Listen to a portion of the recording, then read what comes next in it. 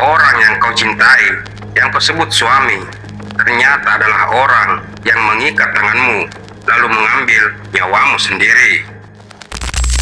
Assalamualaikum. Halo Bor, saya Dalil. Kembali lagi di channel Harbone.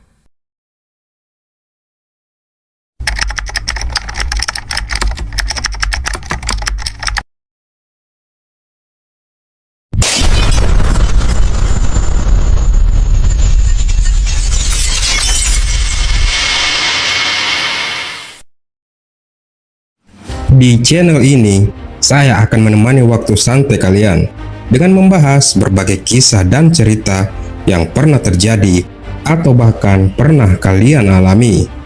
Tapi sebelum lanjut, seperti biasa, jangan lupa untuk subscribe channel ini, like videonya, aktifkan tombol notifikasinya, dan tuliskan komentar kalian, serta jangan lupa untuk bagikan video ini. Tanpa berlama-lama lagi, mari kita buka arsipnya. Let's see.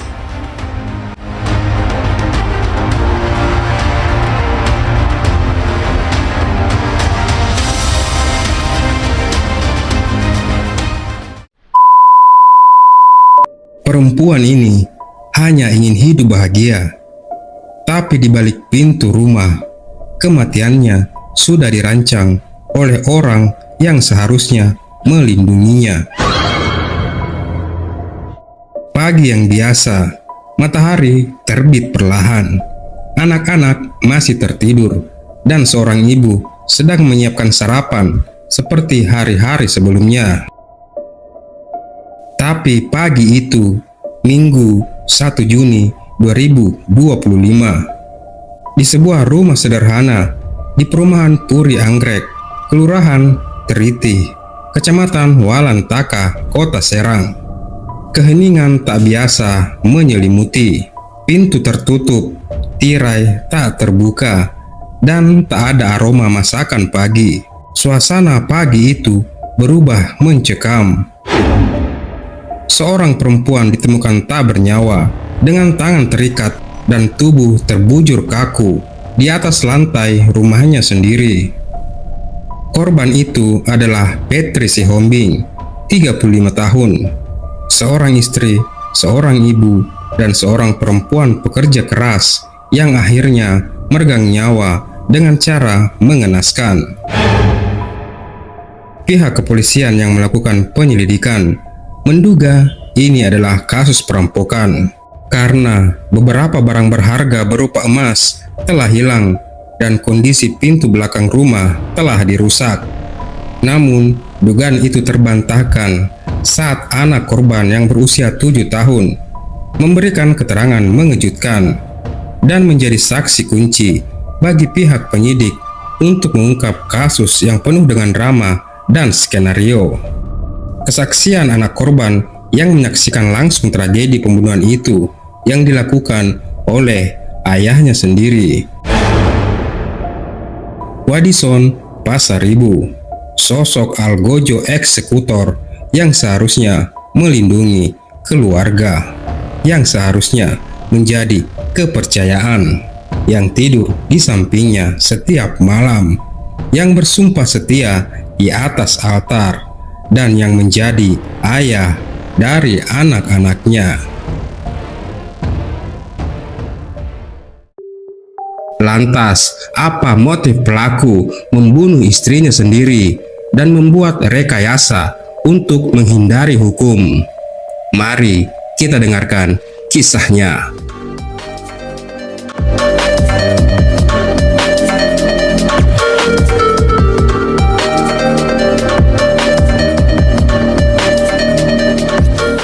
Petri Sihombing dikenal sebagai perempuan yang kuat, perempuan sederhana. Dia dikenal baik di mata tetangga. Dia ramah, tak pernah terdengar membentak anak-anaknya atau bersuara tinggi pada suaminya. Banyak yang tak tahu, di balik senyumannya, dia menyimpan luka batin yang dalam. Kehidupan rumah tangganya dengan Wadison Pasaribu seringkali diwarnai pertengkaran. Tapi Petri lebih memilih diam, memilih bertahan demi anak, demi nama baik, demi rumah tangga demi sesuatu yang disebut cinta, demi harapan yang perlahan mati, yang berubah menjadi perangkap. Seorang pria yang seharusnya menjadi pelindung, malah menjadi pembunuh. Membuat rekayasa cerita, skenario, drama, sampai air mata buaya dia keluarkan di depan jasad istrinya yang menjadi korban tangan kotornya yang penuh dengan dosa. Pihak kepolisian Polres Serang Kota yang sudah kesal dengan drama dan rekayasa ini akhirnya menangkap Wadison Pasaribu pada Selasa malam 3 Juni 2025 setelah melakukan olah TKP dan memeriksa sejumlah saksi kunci di rumah duka yang juga menjadi lokasi kejadian. Di hadapan tim penyidik, dia tak bisa mengelak lagi. Dia tak bisa melanjutkan skenario dramanya lagi. Wadison akhirnya mengakui perbuatannya. Motifnya karena perselingkuhan. Dia merencanakan pembunuhan terhadap istrinya lantaran merasa sudah tidak memiliki rasa cinta. Terlebih lagi, korban telah mengetahui bahwa pelaku telah berselingkuh. Wadison yang berprofesi sebagai pegawai koperasi simpan pinjam tersebut diketahui telah memiliki kekasih lain di daerah Bayah, Kabupaten Lebak, dan dia berencana untuk menikahi kekasih selingkuhannya itu, serta juga ingin mengambil alih hak asuh anak-anaknya, karena jika hanya bercerai, dia tidak akan mendapat hak asuh anak. Maka dengan cara melenyapkan istrinya, hak asuh anak akan menjadi miliknya. Keluarga Petri tak kuasa menahan tangis. Para tetangga tak percaya. Para warga sangat geram. Banyak yang berkata, Petri terlalu sabar, terlalu baik untuk hidup sependek itu. Kekerasan dalam rumah tangga seringkali tak terlihat, tak terdengar, hingga akhirnya sudah terlambat. Lalu, bagaimana kronologi kejadian hingga Petri harus meregang nyawa di tangan suaminya sendiri?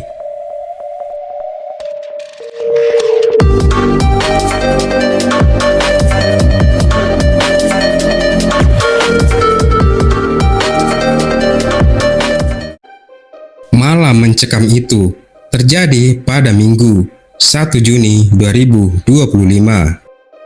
Di dalam rumah, Petri dan Wadison terlibat percekcokan hebat karena Petri telah mengetahui bahwa Wadison, suaminya, telah berselingkuh selama ini. Kata demi kata yang kasar terucap dari mulut Petri yang membuat emosi Wadison memuncak. Dengan gelap mata, Wadison langsung memukul dan membekap mulut Petri agar suaranya tak terdengar oleh orang lain, lalu mencekik leher Petri menggunakan tali tambang plastik hingga ibu dua anak itu meregang nyawa. Setelah mengetahui istrinya telah meninggal dunia, Wadison lalu membuat skenario drama kematian istrinya itu dengan modus perampokan. Dia mengambil barang berharga milik istrinya berupa kalung dan gelang emas, lalu membuangnya. Dia mengacak-acak isi rumahnya. Dia juga merusak kunci pintu belakang seolah ada yang memaksa masuk. Skenario dramanya tak sampai di situ. Wadison bahkan rela menyakiti dirinya sendiri dengan memukul kepalanya sendiri hingga berdarah, lalu masuk ke dalam karung demi meyakinkan kalau dia juga adalah korban. Penemuan jasad Petri terjadi lantaran anaknya yang menyaksikan kejadian itu berusia 7 tahun, kaget dan panik, lalu keluar rumah dan membangunkan tetangganya pada pukul 4 subuh, dan menemukan Petri yang telah tewas dengan tangan terikat dalam posisi telungkup di atas kasurnya, dan Wadison di dalam sebuah karung juga dengan tangan terikat. Sebuah karya drama klasik yang dipersembahkan oleh Wadison, dan saya yakin tidak akan pernah mendapat penghargaan.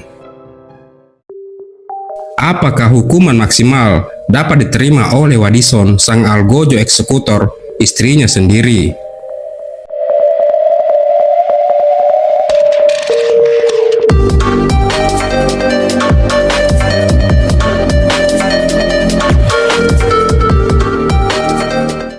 Wadison Pasaribu telah ditetapkan sebagai tersangka pembunuhan berencana terhadap istrinya sendiri.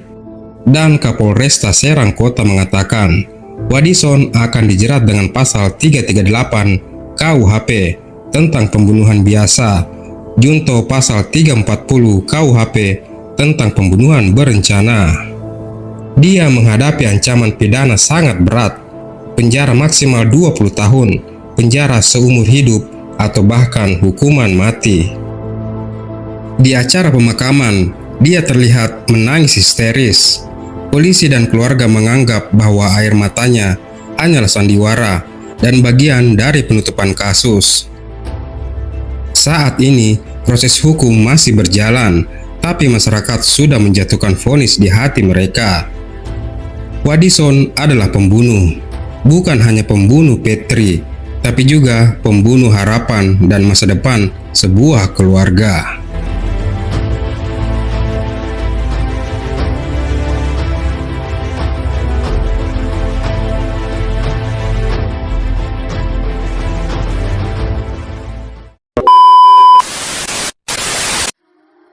Apa yang harus kita katakan untuk kematian seperti ini?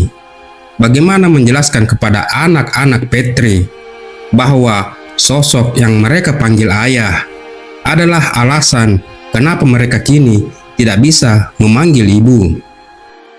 Kita menangis bukan hanya karena kehilangan seorang ibu, tapi karena kenyataan bahwa rumah yang seharusnya menjadi tempat yang paling aman bagi seorang perempuan ternyata menjadi tempat pembantaian terakhirnya. Petri tak sekedar mati, dia dihianati, dihabisi, dan jasadnya ditinggalkan dalam skenario busuk, seolah-olah rumahnya dirampok. Wadison mencoba mengelabui semua orang, membuat seolah-olah ini adalah kasus perampokan biasa. Tapi kebohongan selalu punya nafas yang pendek. Yang lebih menyakitkan dari skenario ini adalah motifnya. Wadison Pasaribu ternyata telah berselingkuh.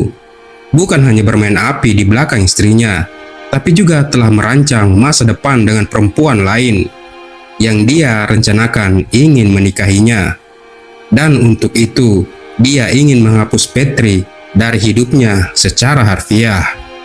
Tak hanya itu, dia juga ingin mengambil hak asuh anak-anak mereka. Bayangkan seorang ayah yang dengan sadar merancang pembunuhan ibu dari anak-anaknya sendiri, lalu ingin mengambil anak-anak itu untuk hidup bersama perempuan yang bukan ibu mereka, perempuan yang hadir di tengah kehancuran rumah tangganya. Ini bukan sekedar kriminalitas, ini adalah pengkhianatan paling busuk atas nilai-nilai keluarga, moralitas, dan kemanusiaan. Petri Sihombing bukan hanya satu nama, tapi di luar sana ada banyak Petri lain, perempuan yang diam dalam kesakitan, yang bertahan dalam kekerasan, yang akhirnya hanya dikenang lewat berita duka. Ini bukan hanya soal satu pembunuhan, ini soal budaya diam, soal ketimpangan kuasa, soal kita yang terlalu sering menormalisasi kekerasan dalam rumah tangga. Kasus ini adalah pengingat kelam bahwa cinta tanpa kontrol bisa berubah jadi bencana. Hukum memang ada, pasal-pasal kita lengkap, tapi hukum tak berjalan jika tak ada keberanian untuk bersuara. Dan kita sebagai masyarakat terlalu sering jadi penonton, terlalu cepat menilai, terlalu lambat bertindak.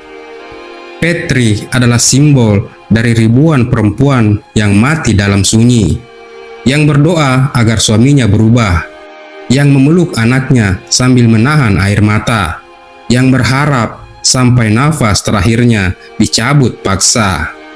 Jangan salahkan takdir, jangan salahkan emosi sesaat, jangan salahkan setan, Salahkan pelaku, salahkan sistem yang membiarkan, salahkan kita yang tahu tapi memilih bungkam. Hukuman saja tidak cukup. Kita sebagai masyarakat harus berani membuka mata. Perselingkuhan bukan sekedar urusan ranjang. Dia seringkali berujung pada kekerasan, bahkan pembunuhan. Kita harus berhenti mendiamkan kekerasan dalam rumah tangga, berhenti menganggapnya sebagai aib keluarga yang tak perlu dibeberkan. Petri Sihombing, namanya mungkin akan dilupakan media, tapi luka yang dia tinggalkan akan terasa membekas di hati orang tua, di benak anak-anaknya, di kesadaran kita semua. Dia sudah tak bisa bersuara, tapi darahnya berteriak meminta keadilan, dan teriakan itu harus menggema di telinga kita semua. Tidak ada cinta yang boleh dibayar dengan nyawa. Tidak ada hak asuh yang boleh direbut dengan darah. Kasus ini seharusnya jadi alarm keras bahwa kesehatan mental bukan tabu, bahwa kekerasan rumah tangga bukan urusan domestik, bahwa hukum harus tajam ke dalam dan tak boleh ragu menegakkan keadilan meski pelakunya adalah suami sendiri. Kematian Petri adalah kenyataan bahwa ini bukan kejadian pertama, bukan satu-satunya, dan bisa jadi bukan yang terakhir. Kita hidup di negeri yang terlalu cepat menyimpulkan, itu urusan rumah tangga, biarkan mereka selesaikan sendiri. Padahal berapa banyak perempuan yang luka karena disuruh diam. Berapa banyak istri yang ditampar dengan alasan suami punya hak mendidik. Berapa banyak korban yang menunggu keadilan tapi hanya dapat membisu. Jika kita diam hari ini, maka akan ada korban-korban berikutnya yang hanya kita bisa tangisi setelah nyawanya menghilang. Besok mungkin giliran teman kita, keluarga kita, atau bahkan kita sendiri yang menjadi selanjutnya. Jangan tunggu tanganmu terikat, baru sadar bahwa cinta tak seharusnya menyakiti. Maka beranilah bertindak sebelum peti mati berikutnya tertutup untuk selamanya.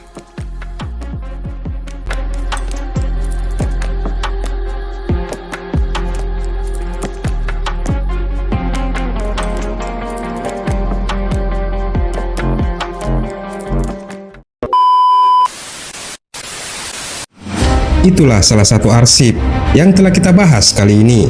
Semoga informasi yang saya berikan bermanfaat serta mendapat sisi positifnya. Tetap berhati-hati, tetap waspada, jaga diri kalian dan cermat dalam memilih. Karena tindak kejahatan tidak mengenal siapa kalian dan kapan akan terjadi. Terima kasih telah menonton video ini dan nantikan kisah-kisah nyata berikutnya di channel ini.